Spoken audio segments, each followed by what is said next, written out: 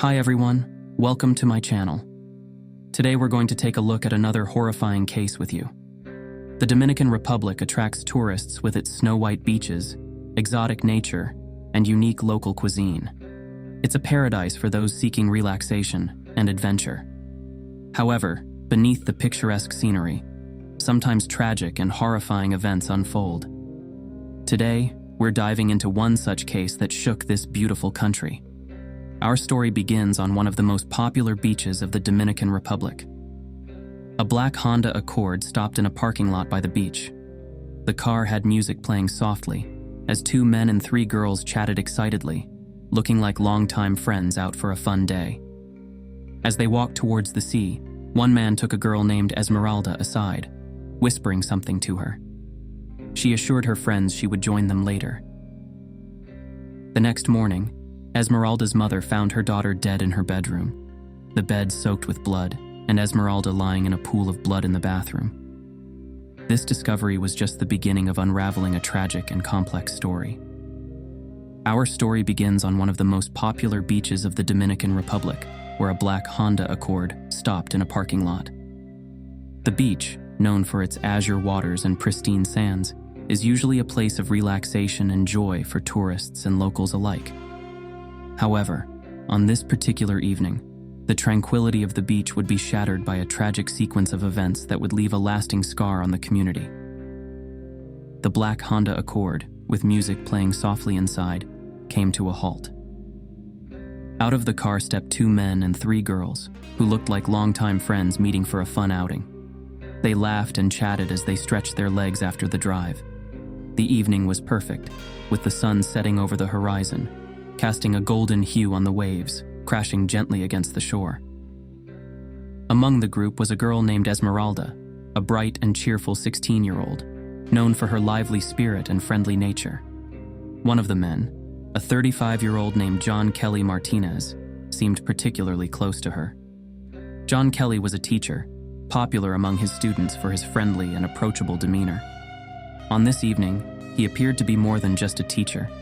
He seemed like a trusted friend, someone the girls could rely on. As the group made their way towards the sea, John Kelly took Esmeralda aside. He whispered something to her, causing her to smile and nod. She then turned to her friends and told them she would catch up with them later. The friends, engrossed in their own conversations and the beauty of the beach, didn't think much of it. They continued their walk, enjoying the serene surroundings. The beach was nearly deserted, adding to the sense of privacy and seclusion. This isolation, which usually would be a positive aspect of such a picturesque location, would soon become a key element in the unfolding tragedy. As Esmeralda and John Kelly talked privately, the evening progressed in a way that no one could have anticipated. Esmeralda and John Kelly returned to the car while the rest of the group wandered along the shoreline. They sat in the car, talking for a long time. John Kelly stroked Esmeralda's long hair, touched her plump lips, and they shared a moment that seemed filled with a complex mix of emotions. What was supposed to be a fun outing among friends was slowly turning into something sinister and ominous. A few hours later, Esmeralda returned home and went straight to bed, exhausted from the evening's events. The next morning, when her mother went to wake her for breakfast, she found a scene out of a nightmare. The entire bed was soaked with blood, and in the bathroom, lying in a pool of blood, was Esmeralda's lifeless body. The scream that escaped her mother's lips brought Esmeralda's father running, only to be met with the same horrifying sight. The police arrived at the scene shortly after, and the investigation began. Esmeralda's body was taken to the National Institute of Forensic Medical Examination to determine the cause of death. Her parents were left in a state of shock and despair, trying to comprehend what could have happened to their daughter during what should have been a safe and enjoyable evening out.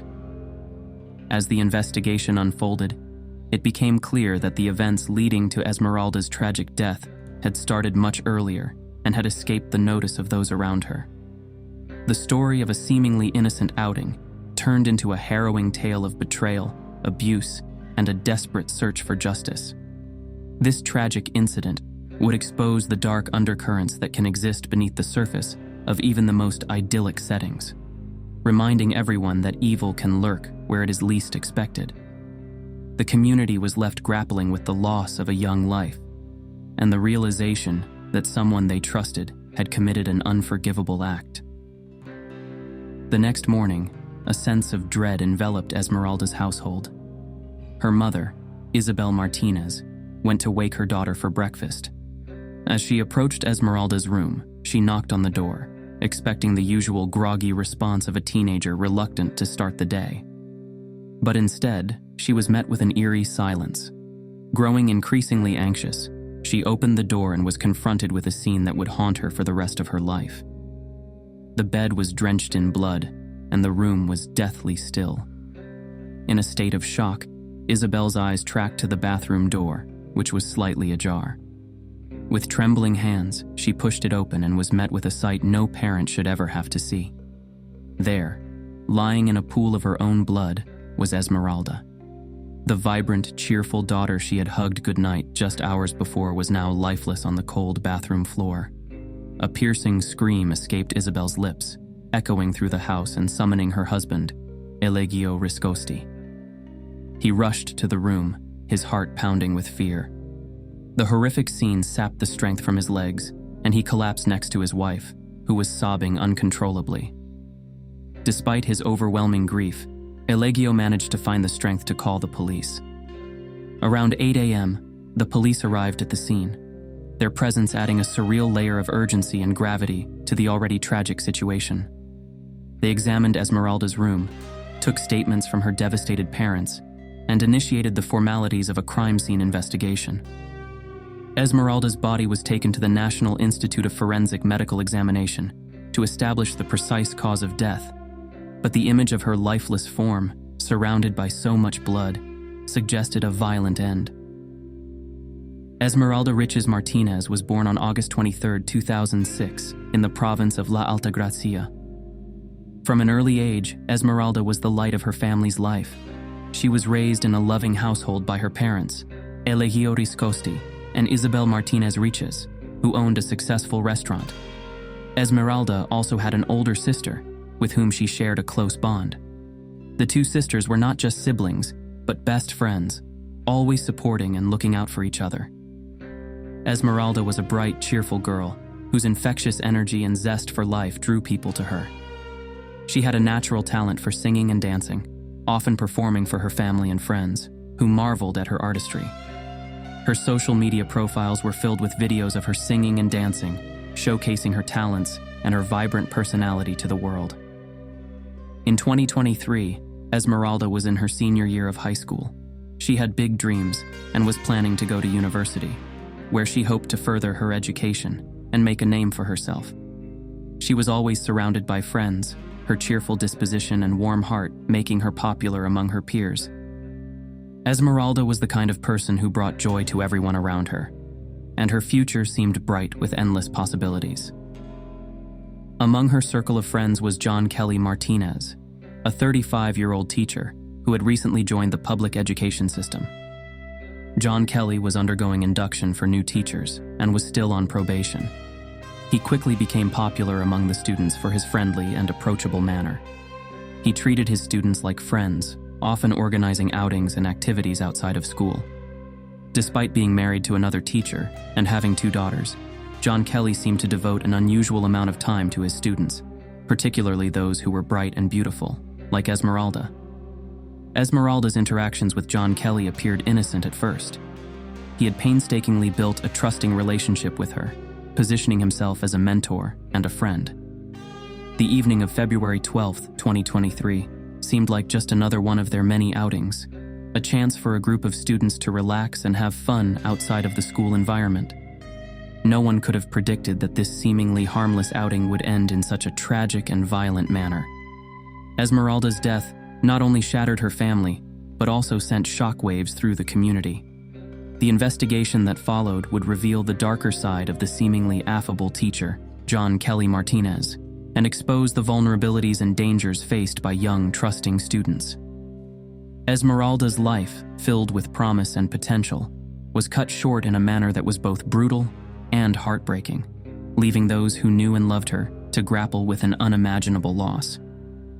Amid the heart-wrenching grief of Esmeralda's family, the investigation began to zero in on a name that was familiar to many: John Kelly Martinez. At 35 years old, John Kelly was a relatively new teacher at Esmeralda's school. He had quickly earned a reputation as a friendly, approachable figure among students. His teaching style was engaging, and he often went out of his way to organize extracurricular activities that endeared him to both students and parents. John Kelly wasn't just a teacher. He was seen as a mentor and a friend, especially to Esmeralda. The bond they shared seemed like a natural extension of his role as an educator. He was known to offer guidance and support, making students feel valued and understood. However, it was this very closeness that would soon come under intense scrutiny as the details of the tragic night unfolded. The evening of February 12, 2023, began like any other. It was a typical meeting arranged by John Kelly, who often organized outings for his students to relax and bond outside the confines of school. This particular night, they planned a trip to the beach, a favorite spot for many. Esmeralda, along with 2 other girls and another man, piled into John Kelly's black Honda Accord, ready for a night of fun by the ocean. The group arrived at the Azure Beach, one of the most popular and scenic locations in the Dominican Republic, known for its pristine sands and serene waters. It was a place that invited laughter, relaxation, and the making of cherished memories. The group settled in, chatting and enjoying the warm evening breeze. To any onlooker, they appeared to be a close-knit group of friends, their interactions easy and familiar. However, as the evening progressed, something changed. Witnesses later recounted seeing John Kelly taking Esmeralda aside. He whispered something to her, and the two stepped away from the group. The nature of their conversation was private, but it seemed serious. Despite the outward appearance of a normal outing, there was an undercurrent of tension that only became apparent in hindsight. As the night wore on, the group continued to enjoy their time at the beach. John Kelly's demeanor remained friendly and jovial, but there were fleeting moments of intensity in his gaze towards Esmeralda. The rest of the group appeared unaware of any cause for concern, caught up in the camaraderie and the beauty of the beach at night. By the time the outing concluded and the group returned to the parking lot, it was late. They all got back into John Kelly's car, exhausted, but seemingly content with their evening. Esmeralda was dropped off last, close to midnight. She waved goodbye to her friends and stepped into her house, unaware that it would be the last time she would see them. The events that followed in the early hours of February 13th are still shrouded in mystery. What is clear, however, is that Esmeralda's night took a dark and fatal turn. Her mother discovered her body the next morning, and the once vibrant girl was now gone, leaving behind a trail of questions and a community in shock. As the investigation into Esmeralda's death intensified, John Kelly Martinez's relationship with her became a focal point. The seemingly harmless outings and his role as a mentor were re-examined under a new, sinister light. The friendly, well-liked teacher was now a suspect, and the trust he had built with his students and their families lay in tatters. The tragic events of that night revealed a dark side to John Kelly, one that had been hidden beneath a facade of affability and mentorship. Esmeralda's death was a devastating blow to all who knew her, and as the investigation unfolded, the true nature of her relationship with John Kelly Martinez would become a crucial element in understanding the tragedy that had taken her life. On the evening of February 12, 2023, what was supposed to be a relaxing outing at the Azure Beach took a tragic turn. As the night progressed, Esmeralda began to experience severe discomfort. Initially, her friends and John Kelly, who had organized the trip, assumed it was a minor issue that would pass. However, it quickly became apparent that Esmeralda's condition was far more serious. Esmeralda began bleeding heavily, an alarming development that should have prompted immediate medical attention. Instead, the group made several stops, but none of them involved taking Esmeralda to a hospital. At one point, John Kelly and the other man with them suggested that they should go back home, believing that rest would help Esmeralda recover. They were gravely mistaken. Despite her worsening condition, Esmeralda was not taken to the emergency room. The night dragged on, and her situation became dire.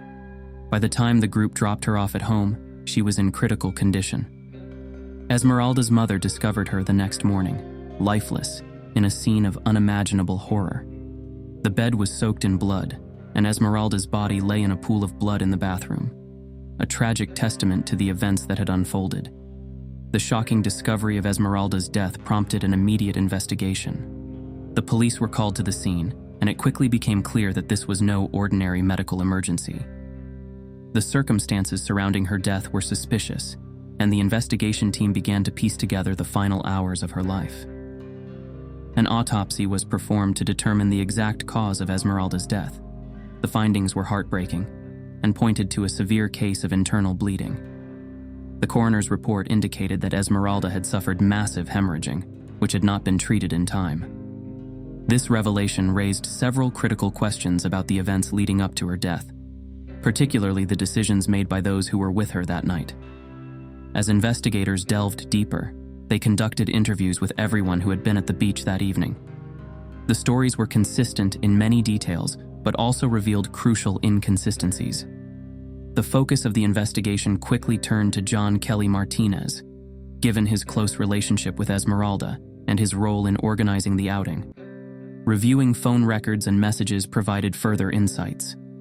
Texts and calls between John Kelly and Esmeralda suggested a more complex and possibly troubling relationship than previously understood. Some messages indicated that Esmeralda had expressed discomfort and fear in John Kelly's presence on several occasions. These pieces of evidence began to paint a disturbing picture. Friends and family of Esmeralda were interviewed extensively. They described her as a vibrant, cheerful young girl who had a promising future ahead of her. Her sudden death left them devastated and desperate for answers.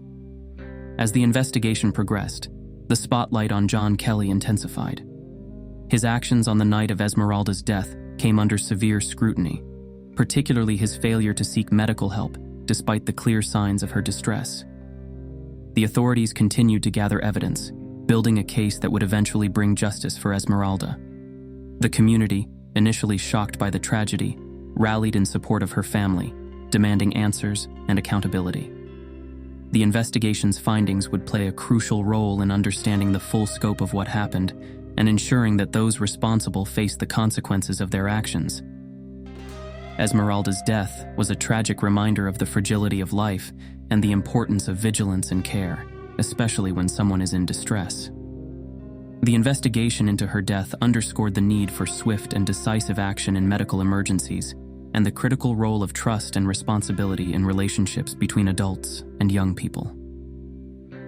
The tragic death of Esmeralda Riches Martinez sent shockwaves through the tight-knit community of La Altagracia.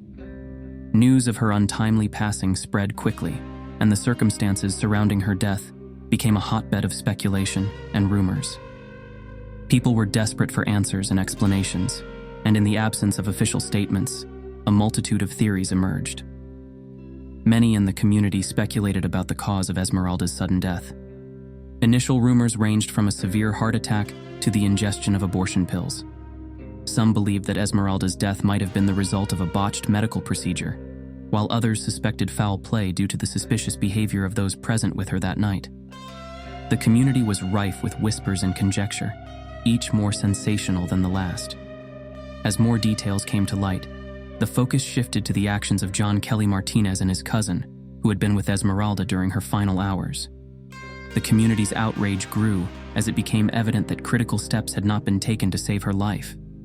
People demanded justice for Esmeralda, and there were calls for a thorough investigation to uncover the truth and hold those responsible accountable. The investigation into Esmeralda's death continued to unfold, with authorities meticulously piecing together the events of that fateful night. As they delved deeper, a clearer picture began to emerge. It was revealed that John Kelly Martinez and his cousin had made several attempts to cover up their involvement in the tragedy. This included the hasty sale of the black Honda Accord, which had been used during the outing to the beach, in an apparent effort to destroy crucial evidence. Investigators discovered that the car sale was not the only attempt to obstruct justice. Interviews with witnesses and an examination of phone records and messages pointed to a coordinated effort to hide the true nature of what had happened. It became evident that John Kelly and his cousin had gone to great lengths to conceal their negligence and the events leading up to Esmeralda's death. Authorities swiftly charged John Kelly Martinez and his cousin with manslaughter and obstruction of justice, reflecting the seriousness of their actions and the community's demand for accountability. The legal proceedings were closely watched, offering some solace to Esmeralda's devastated family. The case highlighted the consequences of negligence and attempts to evade responsibility. Throughout the trial, the community focused on the courtroom, where the details of Esmeralda's tragic end were revealed. The proceedings were a painful but necessary step toward justice, emphasizing the need for better safeguards in cases involving vulnerable individuals. Ultimately, the trial brought closure to Esmeralda's family and the community. John Kelly Martinez received a 20-year prison sentence, while his cousin was given a conditional sentence, reflecting their varying degrees of culpability. This tragic incident underscores the importance of vigilance and accountability in protecting those who cannot protect themselves. As we reflect on this heartbreaking tragedy, let us collectively strive for a future where such cases are prevented through rigorous oversight, education, and a steadfast commitment to protecting the most vulnerable among us. May Esmeralda's story serve as a catalyst for change, ensuring that her legacy is one of resilience, justice, and the enduring quest for a safer, more compassionate society.